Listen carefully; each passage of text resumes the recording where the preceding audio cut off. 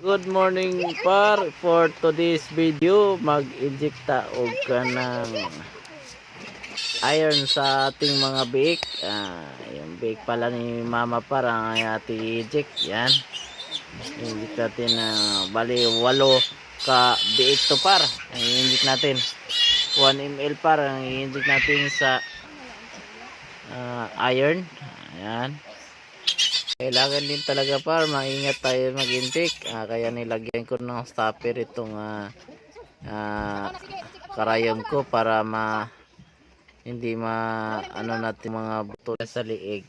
Kailangan din talaga mag-inject tayo ng iron par para sa kanilang mga buto, pang pasigla din sa kanila par, pangpatibay din sa kanilang mga buto para din para na mas mabilis sila paglaki par, kasi gawa lang na-inject natin ng iron, pangpatibay ng kanilang mga buto par. Based lang din sa mga experience ko par dito sa aming mga babuyan dito. Ako lang kasi din nag-i-inject dito sa mga babuyan namin par. Ay, iba't talaga tayong diskarte par sa pag-aalaga ng mga babuyan natin. At balik tayo dito par, pinainom pala namin tong mga liit na tiki-tiki, kaya nakikita nyo sa video. Yan. Pagkatapos ng injikan para pinainom namin na tiki-tiki para masarap pa naman sila sa pag-injik.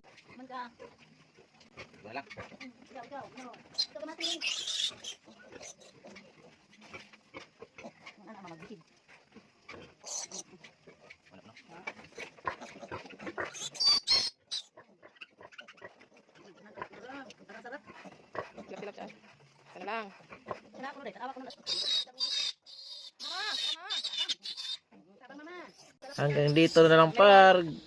Salamat panonood. God bless. Bye bye.